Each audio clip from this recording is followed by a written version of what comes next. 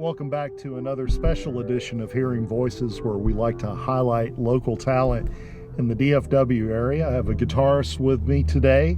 He's going to tell us a little bit about what he does. Go ahead. Hey world, my name's Ben McCracken. I play guitar and sing in a band called From Parts Unknown.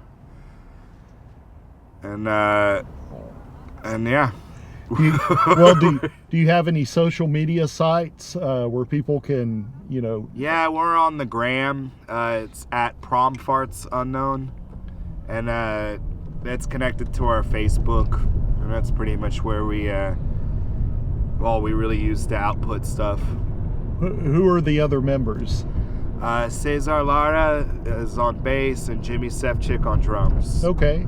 Where do you perform? What venues, like Double Wide or? All over. Yeah. We have a show coming up February 6th at Dusty's in Deep Ellum, which was Cheapsteaks, but we've played everywhere in this town pretty much, and a couple other countries, and all over this one. Cool. So what got you into playing guitar? Probably my dad. Was he a guitarist? He was. I mean, I feel like I probably would have gotten into it no matter what, and I think he was the main, peripheral influence, or the first one at least. But, I don't know, I grew up in a real musical household, and I like musical instruments and stuff from an early age, although I couldn't do anything with them. And by the time I got to junior high, it was like 12, 13, kids started forming bands and playing, and something in me was just immediately like, I want to do that. Cool. That's my destiny someday. So why punk? I don't know, I guess I was exposed to rock and roll. I mean, all types of music, but my parents are mainly into rock and roll, and I don't know, just in the mid-90s, just the things I was being shown, music-wise, the stuff I gravitated towards the most was just the punk rock and stuff that my older sister was showing me.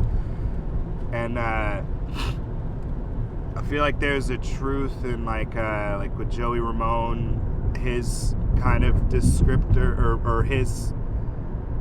When asked, why did the Ramones pop out to him, there was some kind of loss in the world as far as authentic rock and roll was, or to him things had gotten kind of derailed, and there's all this pop and funk and all these other things, but the rock and roll of Phil Spector's era, or that, had kind of died off and changed and gotten hijacked, and they wanted to create something that was more back to the roots.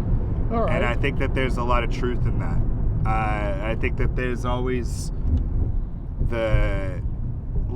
of course there was the proto-punk, or the punk rock that laid the foundation, or all the musical things that created that genesis that were already there. It's not like it was just invented out of nowhere, but I think that there's a truth in that, and that there's a emotional connection, or with rock and roll, and with just that is in all music, and just the orchestrating sounds to go along with the vocals. I think there's just something primal but foundational there. Do you think that's in all music? I think that people from punk rock usually make great writers in other forms of music, because I think there's something formulaic to it that cuts to the heart, like writing riffs. Riffs as a concept is kind of abstract with music, in that it's one thing to be oh, here's these standards, here's this form of music, so you're okay, well, I use these types of chords, I play these types of progressions, these are the typical chords or melodies used. So you could be oh, we'll go play you're playing country, so this song, it's going to be in the key of C, but you're going to be using G and D also, and then it's okay, that's what I'm doing. But and other things, it's just making sounds, you know, or like you're making a cool riff. You're not focused on, oh, this is in Lydian mode, or oh, this is like a sharp chord or a seventh or a major ninth or something. You're just like, oh, this sounds cool. Let me make sense of this after the fact. And while you're just, oh, go in the next one. Okay. Otherwise, you don't want somebody running into you. But I think that kind of advances you into something more further down the road. You know, it's one thing to be like, oh, I'm studying reggae music, so I learned to do this type of chord. It's like you just hop on and you're like, well, this sounds good.